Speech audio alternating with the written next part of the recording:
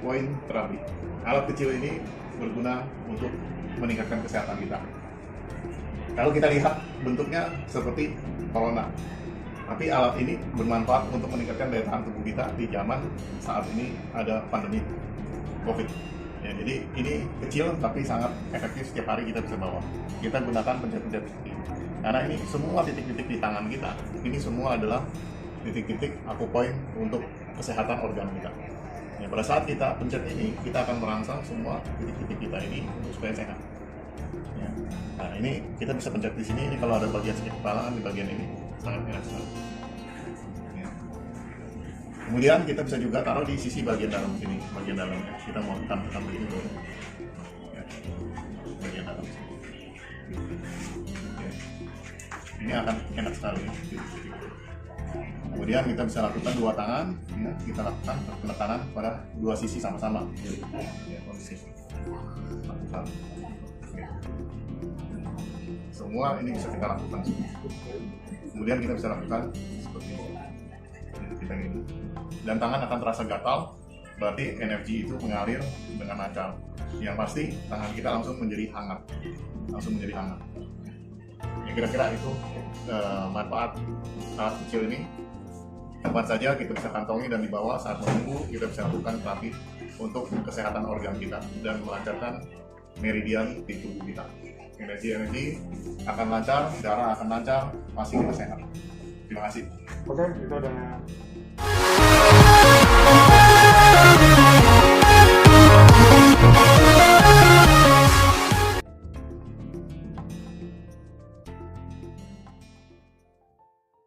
menunggu Shin Chae-ilman share screen. Saya bacakan kurikulum vitae-nya. Shin Chae-ilman ini sekarang dikenal sebagai founder dari BSN atau Ilmu Kesehatan Ruang Tubuh di Indonesia, seperti yang tadi sempat disinggung juga oleh Bo Lause. Sebelumnya pernah berkarir juga sesuai dengan keilmuannya sebagai insinyur, tapi akhirnya memenuhi panggilan sejatinya untuk mengembangkan ilmu BSN di Indonesia. Kepada Shin Chae-ilman, waktu dan tempat dipersilakan. Terima kasih Dr. Gunadi. Assalamualaikum warahmatullahi wabarakatuh. Shalom, Om Swastiastu, Namo Buddhaya, salam kebajikan semuanya. 感谢波山园长的分享，非常非常好。Untuk mempersingkat waktu, karena waktunya agak ini, saya langsung saja akan share. Ya. Jadi di dalam Body Space Medicine tadi sudah banyak sekali dijelaskan oleh Guru Bo, ya, sangat luar biasa yang telah membawakan secara simpel dan praktis untuk penanganan kanker. Saya sendiri melihat di China sendiri, ya, ada satu orang polusi dari Hong Kong. Pada saat itu dia kanker liver dan perutnya sudah besar sekali. Ya. Setelah 2-3 bulan kemudian saya balik ke sana lagi, saya lihat dia sudah sembuh. Gitu. Ini luar biasa sekali penanganannya. Jadi penanganan ini kita ingin sharing juga di Indonesia. Semoga ini bisa menjadi satu acuan yang sangat bermanfaat untuk membantu dengan cara-cara yang mudah yang bisa dilakukan oleh semua orang. Ya. Dan kita mengerti teori-teori dasar dari sebenarnya apa sih mengenai kanker dari sudut pandang Body Space Medicine, dan ini sangat penting. Nah, tentunya di dalam bahasa Mandarin ada istilah di Sufa, ya, seni kaligrafi, ya. Dan dari bahasa Mandarin itu ada artinya. Setiap tulisan itu mempunyai arti. Nah, kita bisa lihat di sini ada Aizen, ya, tentang kanker. Ya, di sini kata ai ini ada filosofinya sebenarnya di dalamnya. Jadi zaman dahulu orang menuliskan satu kata saja, dia sebenarnya sudah mengerti arti yang lebih dalam sebenarnya apa penyakit ini, gitu. Jadi kalau kita kupas satu persatu kaligrafi ini sangat-sangat menarik sekali, ya. Ini saya ambil contoh satu aja kata, ya, yang sering dipakai adalah kerjasama. Ya, kalau kerjasama supaya kita bisa akur, bisa damai, ini kan digambarkan adalah dan manusia. Ini adalah manusia, ya. Di sini ada mulutnya, jadi mulut ngomong, ya. Ini kalau misalkan kita mau damai, kita mau kerjasama dengan akur, mulutnya harus ditutup. Ya, ini di sini digarisin tutup. Jadilah satu kata yang disebut gitu. Jadi mempunyai arti. Mereka itu membuat satu kaligrafi dalam tulisan itu mempunyai makna yang dalam. Jadi kalau kita lihat tulisan ini adalah manusia, ya. Di sini manusia kalau mau akur mulutnya ditutup, gitu. Jadi dijaga mulutnya. Ya, jadi jangan kasar, jangan seperti apa. Nah, ini adalah satu kaligrafi. Dan sekarang kita lihat ada satu tulisan filosofi dari kanker sendiri. Itu adalah ai. Nah, kalau kita uraikan kata-kata ini, ya, sebelumnya dia ada menulis ada lubang ini, kou. Ini adalah mulut, ya. Kemudian kou kecil-kecil ini bisa diibaratkan sebagai jendela. Yang tadi dikatakan bahwa kita di dalam tubuh kita itu adalah sirkulasi energi, dan di situ ada pintu-pintunya supaya bisa membuka jalannya energi dan kembali circulation. Nah, kalau pintu-pintunya tertutup, maka ini akan jadi masalah. Kemudian kalau digabung ketiga-tiga flow ini, maka menjadi makanan yang tidak terjaga. Jadi orang-orang ini yang sakit kanker adalah makannya tidak terjaga. Gitu. Yang kedua, di sini ada bawahnya ada huruf gunung, ini ada sun. Ya. Sun ini mengibaratkan adalah satu tekanan dalam hidup, dalam stres yang tinggi, yang tidak bisa lepas dari satu kondisi apapun. Ya, sehingga membuat dirinya tertekan luar biasa. Jadi ada tulisan di sini ada gunungnya. Ya. Kemudian ada satu ruangan, ada gedung yang tertutup, yaitu tubuh kita sendiri, yang di situ terkungkung sehingga energi tidak bisa mengalir dengan lancar. Jadi energi dan darah tidak lancar di sana. Nah, barulah dikasih 2 titik di sini menjadi penyakit. Gitu. Jadi terurai. Dalam satu tulisan ini sudah mempunyai makna yang sangat luar biasa. Ya. Jadi kalau kita lihat uraiannya seperti ini, ya. Nah, ini seperti itu. Jadi munculnya satu tulisan kanker itu mempunyai makna arti yang dalam. Dan disitulah sebenarnya orang zaman dahulu dia sudah mengerti sebenarnya apa sih itu penyakit kanker, apa yang harus diperbaiki dalam proses hidupnya supaya dia bisa terlepas dari penyakitnya. Nah, teori revolusioner dari kanker adalah peran dan fungsi cairan dalam tubuh, adalah faktor keseimbangan cairan. Karena di TCM pun tradisional Chinese medicine mengatakan bahwa adalah stagnasi dahak, ya, dahak yang kental yang tidak bisa ngalir, gitu. Nah, fungsi cairan kita kalau di dalam tubuh kita itu kental sekali, ya darah kita kental semua, akan terjadi satu kemacetan materi dan energi. Nah, ini adalah fungsi dari keseimbangan cairan. Makanya di dalam konvensional pun sebaiknya tidak memakan gula, ya, tidak terlalu banyak makan garam, agar darah kita jangan kental. Tidak makan misalkan lada putih bisa mengentalkan darah. Jadi kulit kacang juga. Jadi ada bagian-bagian tertentu yang makanan yang sebaiknya kita kurangi atau kita hindari, ya. Dan inilah membantu peran dari fungsi cairan dalam tubuh kita. Ini yang harus diperhatikan. Pasien kanker memiliki cairan kental, rata-rata semua darahnya kental, maka dia bisa terjadi penyakit kanker ini. Kalau kita lihat lidah, dari lidah itu akan tercermin warnanya agak keunguan, ya, agak gelap warnanya, ya, agak merah, gelap. Sehingga itu kita sudah tahu terjadi banyak stagnasi di sana. Ya. Jadi pasien kanker memiliki cairan kental, berat di luar sel dan terhambat di pembuluh darah, sehingga itu membuat jadi masalah penyakit. Memang dalam teori konvensional dikatakan juga zat-zat kimia karsinogen bisa memicu sel menjadi aktif, yang memancarkan energi padat dan tekanan sekitar sel. Kenapa? Karena zat karsinogen sendiri dia akan membuat si sel ini bergeraknya aktif. Kalau sel kita bergerak aktif, berarti dia memancarkan energi dalam jumlah besar. Gitu. Nah, energi yang dipancarkan dalam jumlah besar ibaratnya seperti langit mendung, tiba-tiba hujan mendadak. Ya, maka akan memenuhi semua saluran-saluran yang ada sehingga terjadilah banjir. Dan ini adalah disebut ke energi yang padat sehingga menimbulkan tekanan di sekitar si sel ini. Dan sel ini akan terjadi kemacetan energi dan akan berubah menjadi materi kembali.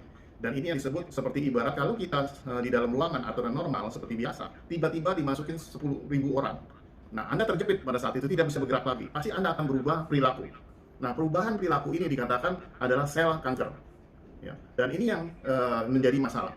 Nah, di dalam teori TCM maupun Chinese medicine maupun dari BSM tidak akan membunuh selnya, tapi membersihkan ruangannya kembali sehingga si sel ini akan kembali normal. Dia seperti penjahat, dia ingin berbuat jahat karena mengalami satu tekanan. Ya, kalau tidak itu maka dia tidak akan berbuat jahat. Nah, demikian juga sel kita. Nah, kepadatan dan tekanan tinggi pada sel dan ketidakteraturan akan menimbulkan jadi prakanker dan kemudian menjadi kanker. Nah, pengobatan konvensional tidak memikirkan kalau sel-sel kanker dapat kembali menjadi normal, makanya itu di kemoterapi, dimatikan, ya, dirusak untuk ininya sel kanker supaya tidak bisa bermetastasis lagi, berkembang lagi. Nah, di sini terjadi satu perbedaan pandangan. Ya, di dalam proses Chinese medicine maupun BSM selalu memperhatikan kondisi keseimbangan dalam tubuh. Ya, baik yin yang kalau di dalam TCM yin yangnya, ya, cairan tubuh kerapatannya panas dingin semua diseimbangkan kembali. Nah, body space medicine melihat kerapatan energi yang tinggi ini harus cepat-cepat dibersihkan sehingga cairan dalam tubuhnya dan energinya akan menjadi seimbang kembali, kemudian si sel ini akan kembali menjadi sel yang normal. Ya, pembekuan darah dapat juga menyebabkan cairan menjadi lengket dan kepadatan tinggi menghambat saluran pembuluh darah. Ya. Kemudian tumor, kalau istilah tumor di sini adalah karena kemacetan energi atau materi di dalam sel. Ya, sel kita seperti kita ketahui buka tutup. Ya.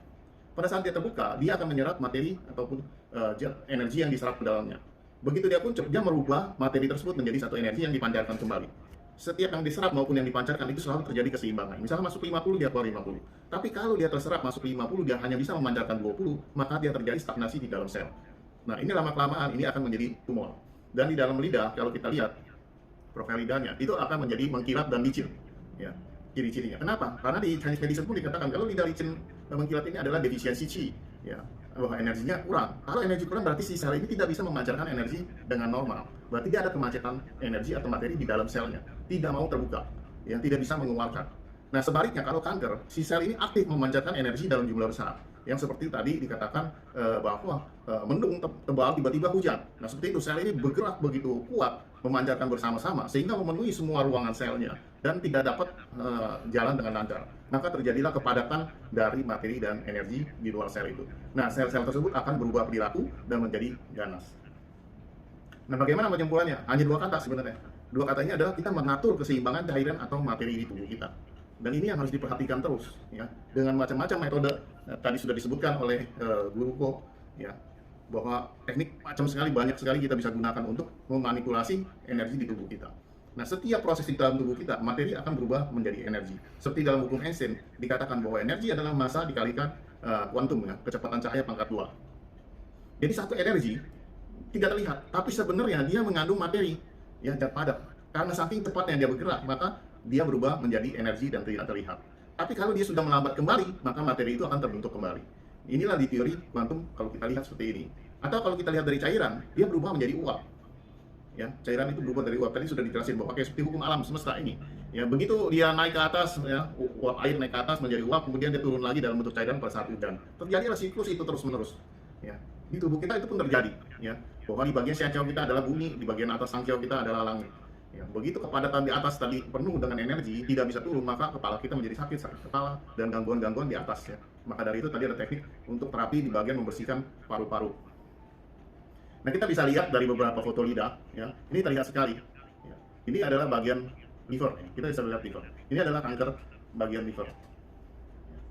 Di sini juga ada paru-paru, ya, kanker paru-paru terjadi. Ya, pertumbuhan abnormal di dalam kanker kita bisa lihat. Dan ini kanker rahim. Ya. Jadi ada beberapa yang sudah di kemo dia akan berubah menjadi mengkilat seperti ini. Ya. Nah ini ada beberapa kasus, ya, kanker payudara, kemudian dilakukan terapi. Setiap terapi terjadi perubahan. Kita bisa lihat dari lidahnya. Ya.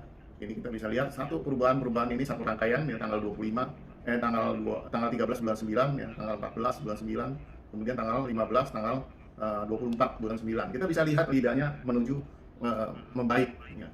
Ini dari sini terjadi keseimbangan.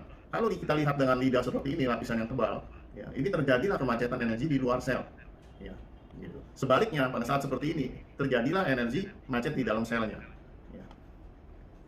Dan ini juga ada kanker rahim, ya, kita bisa lihat, ya, sebelum kemoterapi seperti ini. Setelah kemo maka terlihatlah warna lidahnya licin sekali. Ya, kalau kita setelah lihat lidah seperti ini pasti tubuhnya sakit sekali, merah. Ya. Berarti peredaran darahnya tidak lancar. Ya, begitu kita sentuh saja dia kesakitan. Nah, untuk itu kita lakukan dengan terapi api, ya, energinya kita jalankan kembali. Kita lihat lidah ini sudah ada lapisan putih tipis. Itu menunjukkan bahwa energi dalam darah kita sudah jalan kembali, qi kita jalan kembali. Maka pasti badannya menjadi jauh lebih enak, tidak sakit lagi. Ini juga kanker paru-paru, ya. Kalau kita lihat di lidah seperti ini, dikatakan sakit di paru-paru, tapi kita lihat sebenarnya gangguannya ada di bagian liver dan pencernaannya, ya, juga di bagian ginjal kanannya. Jadi banyak seperti kasus seperti ini muncul, kita bisa lihat lebih teliti kalau kita lihat dari lidah sumber masalahnya di mana. Ya, kemudian juga kita lihat ini, ya, ada gangguan di ginjal sebelah kirinya.